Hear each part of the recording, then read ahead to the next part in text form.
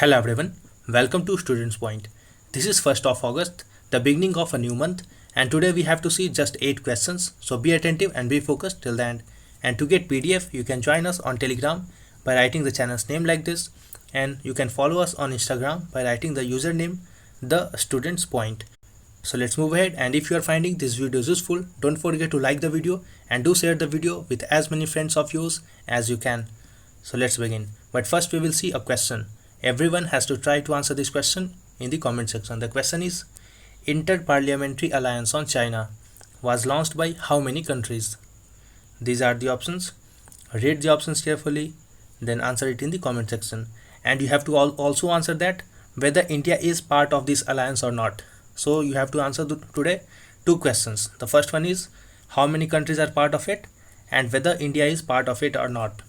And I have seen that some of you have stopped answering the questions. See, this is not a good sign. The zeal and enthusiasm should come from within. There should not be an external push factor for you to work, because it is important that if you are aspiring for something bigger, the motivational force should come from within your heart. It should be coming from within your heart and not from any external stimulus forces. And it should not be random and occasional. It should be very much consistent till the time you get your aim. So be consistent in what you are doing and follow the right path. Do consistent things which will help you ultimately in scoring more marks, which will ultimately help you to clear your examinations. So let's begin. The first question. Nag River flows in. So this river flows in Maharashtra. So here D is the right answer. It flows through the city of Nagpur in Maharashtra. Nagpur city derives its name from this very river, Nag River. The river originates from lava hills near Wadi, and it forms part of Kanhan Pench River. So here it is important to remember this, that the river originates from lava hills. It was in news because the Nagpur bench of Bombay High Court observed that industrialization and urbanization has reduced Nag River to a cursed lady by heavily polluting it. Next question now. When did USA drop atomic bombs on Hiroshima and Nagasaki? So it was 6th of and 9th of August when US dropped atomic bomb on Hiroshima and Nagasaki. So on 6th of August, bomb was dropped on Hiroshima, and on 9th of August it was dropped on Nagasaki. The bomb which was dropped on Nagasaki was much more powerful than bomb dropped on Hiroshima. However, the death toll in Nagasaki was less than the death toll of Hiroshima. And 2020 year marks the 75th anniversary of the incident which happened in 1945, which ultimately marked the end of World War II. It was in news because recently a district court of Hiroshima has recognized 84 survivors of the post-nuclear explosion, Black Rain, as the atomic bomb survivors, enabling them to avail benefits like free medical care. See what happened. In earlier estimations, government of Japan estimated that only a limited area was affected from Black Rain because of the destructions caused by this atomic bomb. However, now there has been estimation that more areas were under the impact of Black Rains due to this attack. So what is Black Rain? See, the debris and the soot from the destroyed buildings in Hiroshima mixed with the radioactive fallouts from the bomb, and it rose in the atmosphere just like in mushroom shaped, and it combined with the vapors. Thus it combined with vapor and fell down in form of big droplets of liquid, which was called as Black Rain. And all the areas which witnessed Black Rain came under severe impact due to it, and that is why government of Japan provided them free medical support. And you can join us on monthly current affairs test series. We do organize this test after 15th of that month for each month, and it is been organized for 7 subjects which are for polity, economy, international news, science and technology, environment, history and culture, and the small topics are covered in miscellaneous heading. These are questions which remain very important for the entire month, and it try to cover not only your current affairs portions but also portions of general studies, so that a comprehensive preparation may be enabled for you, and it will help you to score much better marks in your examinations to ultimately emerge as victor in your examinations. And there are 3 subscription plans for it. The first one is for 1 month, which cost rupees only 79. The second one is for 3 months, which cost rupees 219. The last one is for 6 months subscription, which cost only rupees 420. Many of you have already enrolled into this monthly current affairs test series and are taking benefit of it. Some of you have already let me know about your performances, and it is important for you to realize the importance that in the test series we not only take questions of current affairs, but we also take questions of the applied portions of general studies and static portions as well. That is the main importance of this test series. Also, the test series will help you to ultimately realize the level of questions which they try to ask in different examinations, and ultimately in examinations you will feel comfortable while solving those questions. So subscribe to the either of the plan. The link for it will be provided in the comment section as well as in the description box. Tap on the link and subscribe to the plan of your own choice. So let's move ahead now. The third question. Subhash Chandra Bose Apada Prabandhan Puraskar is announced each year on. So it is announced each year on 23rd of January. The day marks the birth anniversary of Subhash Chandra Bose. So here A is the right answer, and Subhash Chandra Bose Apada Prabandhan Puraskar is given to recognize the excellent work done by individuals as well as the institutions. Important to note here that it is not only given to individuals but also to institutions who are working in the field of disaster management. It is administered by NDMA, that is National Disaster Management Authority, which works under Ministry of Home Affairs, and a certificate and a cash reward of rupees 51 lakh for an institution and rupees 5 lakh for an individual is given. And please note that only Indian nationals and Indian institutions are eligible to get this award. Next question. Now consider the following statements about spyware versus stockware.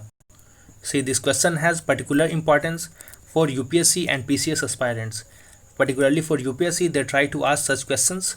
Let's say a spyware app can also be installed remotely, access the data usage pattern of devices like mobile phones, your computers.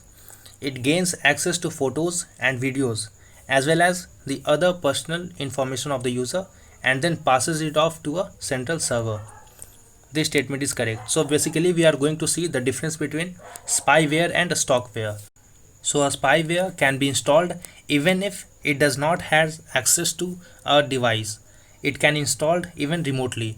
It can access to your personal informations, while a stockware app can installed only when someone has physical access to digitally connected device. So in a stockware, to stock a device you must have access to that device, but in a spyware there is no need to have access to that device. So here both of these statements are correct. So C is the right answer. And a stockware app works in a similar manner to a spyware apps. It goes a step ahead. A stockware goes a step ahead. It also gives out the location of a device to a master device, which controls the stockware app. So basically suppose that you have two phones in your home. The one in which you have installed this spyware app and the other the phone which you are tracking. So wherever this phone will go, you can easily track this phone using a spyware app. So basically the concept is that it was in news because according to a global cyber security leader Avast you must have heard about, there was 51% increase in the use of a spyware and a stockware in India during the lockdown period from March to June in the backdrop of heightened domestic violence cases. So basically people have started using a spyware and a stockware to keep an eye on their spouses or to intimidate their partners. Next question is, Andrej Plenković has been re-elected as the Prime Minister of. So Andrej Plenković has been re-elected as the Prime Minister of Croatia. So here B is the right answer. Next question is, consider the following statements about CSC Wi-Fi Chaupal. Wi-Fi Chaupal is a government initiative to provide Wi-Fi hotspot in rural areas where people can access the internet by subscribing to low-cost data plans. This statement is correct, and this will be achieved by leveraging BharatNet infrastructure for providing broadband services in Gram Panchayat and villages. This statement is also correct. So here both of these statements are correct. C is the right answer. And it is an initiative of Common Service Center E-Governance Services India Limited. It is a special purpose vehicle which was set up in the year of 2016 by Ministry of Electronics and IT under the Companies Act of 1956 to oversee implementation of Common Service Center scheme. It was in news because Union IT Minister has said that since 10th of June 2020, Common Service Center Wi-Fi Chowpal has provided 1 lakh FTTH broadband connections in rural areas across 21 states using BharatNet infrastructure, and government has set the target of 5 lakh FTTH connections by September. Now what is FTTH? See, FTTH is also called as fiber to home or fiber to premises.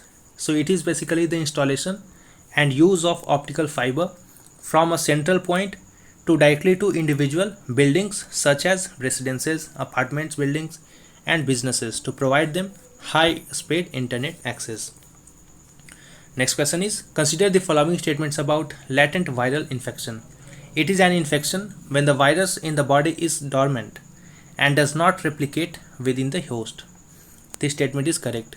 So basically you must have heard the news that many people are already infected by this COVID-19 or SARS-CoV-2 virus, but the symptoms are not visible, and symptoms are visible even much after or days after the infection. So that is the case, and that case is called as latent viral infection.